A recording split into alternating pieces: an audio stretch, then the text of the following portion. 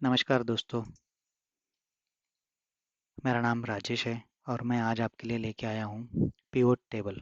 Excel का एक ऐसा फीचर जो आपके घंटों के काम कुछ मिनटों में ही कर सकता है। मैं घंटों के काम क्यों कह रहा हूँ ये मैं पहले बताऊँगा और वो मिनटों में कैसे होते हैं ये समझाऊँगा। तो देखते हैं। मेरे सामने एक्सेल शीट है। इस एक्सेल शीट में एक कंपनी का सेल्स का डेटा है। ये डमी डेटा है। इस डेटा में क्या है ये जान लेते हैं पहले। ये रीजन है, जिस रीजन में सेल हुआ है, कौन सा प्रोडक्ट सेल हुआ है, किस बंदे ने सेल किया है, कितने यूनिट सेल किया है और पर यूनिट का प्राइस क्या था। ठीक है। अगर इस डेटा को देख के मैं अगर आपको पूछूं कि आप मुझे बताओ कि पूरे रीजन्स में, वेस्ट रीजन में कौन से प्रोडक्ट सेल हुए हुए हैं, उसका कितना यूनिट सेल हुआ है, उसका टोटल प्राइस क्या है, तो आपको इस एक्सेल शीट पे कितने फिल्टर लगाने पड़ेंगे। जैसे हम यहाँ पे जाएंगे, चलो अभी हम देखते हैं। तो मैं जा रहा हूँ यहाँ पे, मैं कह रहा हूँ कि मुझे ठीक है वेस्ट रीजन में जाना है, तो ठीक है मैंने वेस्ट सिलेक्ट कर लिया है। फिर मैं कहूँगा कि मुझे कौन से प्रोडक्ट चाहिए, सभी प्रोडक्ट्स चाहिए। तो कीबोर्ड का वैल्यू निकालने के लिए मैं पहले कीबोर्ड सेलेक्ट करूँगा, फिर किस किस बंदे ने सेलेक्ट सेल्स किया उस बंदे में से एक बंदे का नाम निकालूंगा। फिर उसने कितने यूनिट सेल किया, ये तो उसने 7 यूनिट सेल किया है, यहाँ पे 15 यूनिट सेल किया। ये अलग अलग डेट पे सेल किए हुए इसलिए अलग अलग नंबर आ रहे हैं यहाँ पे। तो अगर ये कैलकुलेशन अगर आपको इतने सारे बंदों के लिए करनी पड़े, इतने सारे प्रोडक्ट्स के लिए करना है और इतने सारे रीजन, तो कितने कॉम्बिनेशन हो जाते हैं रीजन, प्रोडक्ट, सेल्स। ये आपको 4 से 5 घंटे लगेंगे अगर आप ये मैन्युअली करने जाते हो या फिर एक्सेल में फार्मूलाज भी लगाते हो या कुछ भी करते हो। ऐसी चीज़ों के लिए एक्सेल में एक फीचर है जिसको कहते हैं पिवट टेबल, जो आपका काम कुछ ही मिनटों में कर सकता है।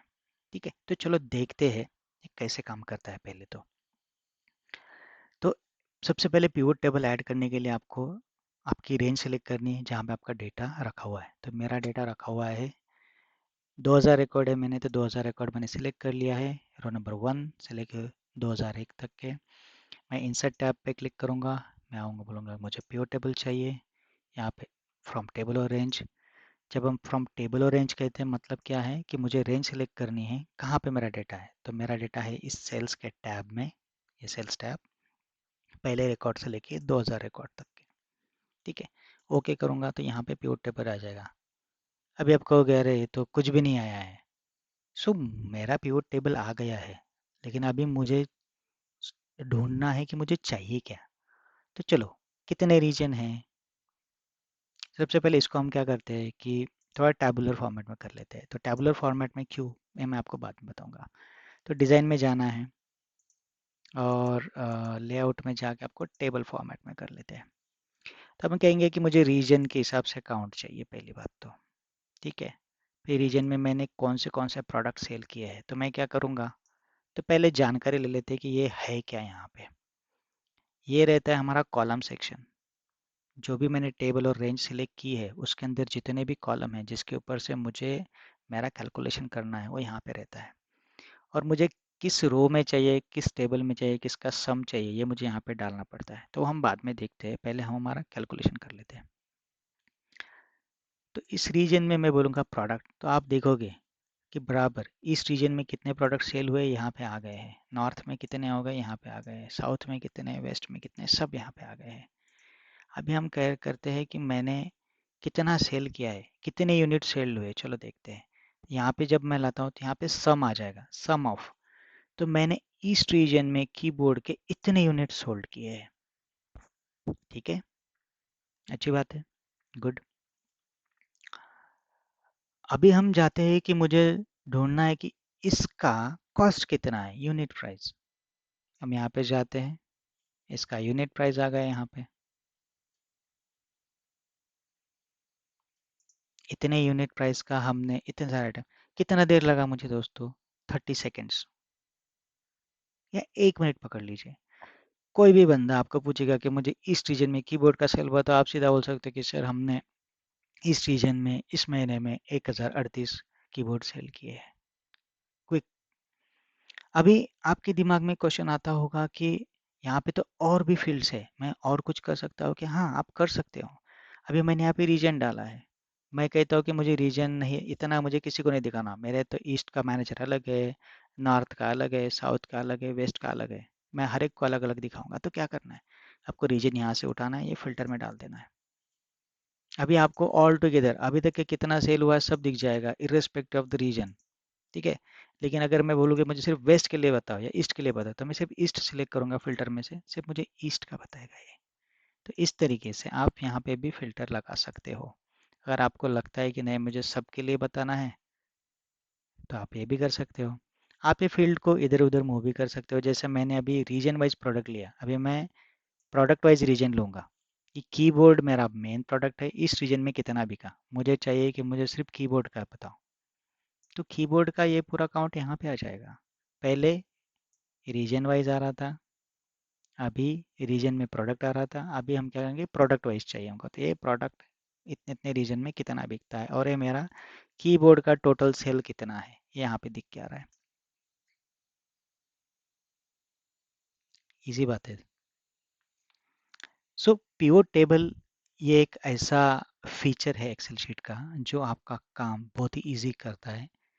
इसमें सिर्फ एक बात बहुत महत्वपूर्ण है, आपको पता चाहिए कि आपको कैलकुलेशन कैसे करनी है। तो जैसे कि हम देख रहे थे, ये पिवोट टेबल है।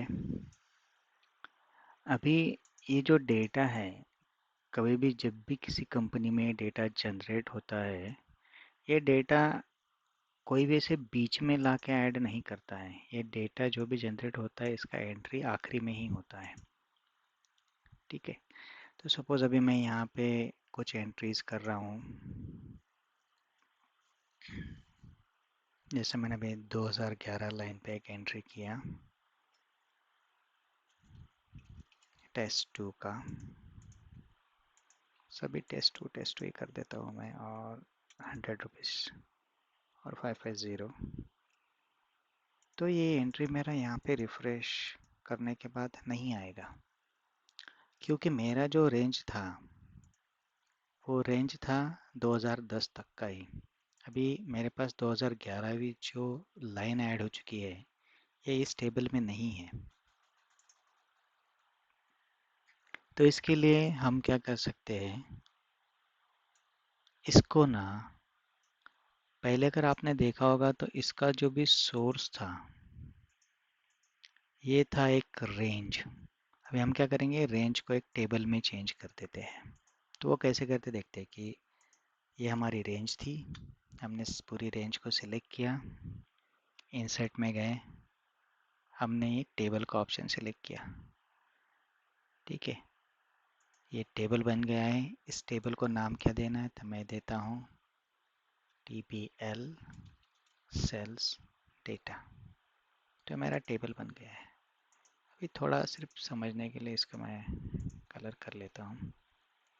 अभी यहाँ पे आने के बाद मुझे क्या करना है, ये वन टाइम एक्टिविटी है, एक ही बार करना है। चेंज डेटा सोर्स, आप टेबल पे कहीं पे भी क्लिक कर लो। ठीक है, और पूरा टेबल एक बार सिलेक्ट कर लो, तो आप देखोगे तो ये टेबल आ गया है यहाँ पे। ठीक है, तो अभी हम यहाँ पे जाएंगे, इस टेबल को देखते, टेबल डिज़ाइन में इसका नाम है टेबल 2, और यहाँ पे देखोगे तो मेरा टेस्ट 2 भी आ गया है। अभी मुझे क्या करना है, जैसे मैंने कहा था कि हम कभी भी बीच में से ही कोई रो ऐड नहीं करेंगे, कभी भी मैं रो आखिर में, यहाँ पे और एक ऐड करता हूँ, टेस्ट 3 की करता हूँ। अभी मुझे कुछ चेंज करने है, यहाँ पे सिंपली जाऊँगा, मैं रिफ़्रेश करूँगा, मेरी रो ऐड हो जाएंगी। मैंने ये जो भी डमी डेटा डाला था मैं डिलीट कर देता हूँ। ठीक है, यहाँ पे जाऊँगा, रिफ़्रेश करता हूँ, मेरी रोज़ निकल जा रही है। कहीं कहीं टेस्ट की और भी पड़ी हुई है, तो एक बार देखते हैं कि टेस्ट कहाँ पे है क्या। एक टेस्ट का एंट्री है, ये भी निकाल देते हैं। ठीक है, तभी हम क्या कर रहे हैं कि एंट्रीज निकाल रहे हैं, ऐड कर रहे हैं। और यहाँ पे आके जब भी हम सिंपल रिफ़्रेश करते हैं तो मेरा टेबल रिफ़्रेश हो जाता है, मुझे सारे नंबर मिल जाते हैं। एक और एंट्री कर लेते हैं, आपको पता चले कि हो क्या रहा है। ठीक है, आखिर का एक एंट्री करता हूँ मैं। ठीक है, साउथ का ही कर लेते हैं एंट्री। अभी हम लेते हैं पिन लेते हैं, पिन। पिन परचेस किया है किसी पैट ने, 25 क्वांटिटी, 25 रुपए पे। ठीक है, जाएंगे यहाँ पे आके रिफ्रेश करते हैं तो देखो पिन कहाँ पे है, ये पिन यहाँ पे आ गया है। राइट, यहाँ पे और एक ब्लैंक रिकॉर्ड भी आ गया है। क्यों आया है ब्लैंक रिकॉर्ड? क्योंकि हमने एक ब्लैंक एंट्री पढ़ी है। तो ये चीज़ें हम यहाँ से भी हटा सकते हैं। यहाँ पे जाना है, रिमूव ब्लैंक कर दोगे तो ये ब्लैंक हट जाएगा। तो इस तरीके से पिवोट टेबल आपका घंटों का काम मिनटों में कर चुका है। पिवोट टेबल में और भी बहुत सारे फीचर्स है जो हम आगे देखेंगे। आपके व्यूज़ कमेंट सेक्शन में डालिए। Thank you.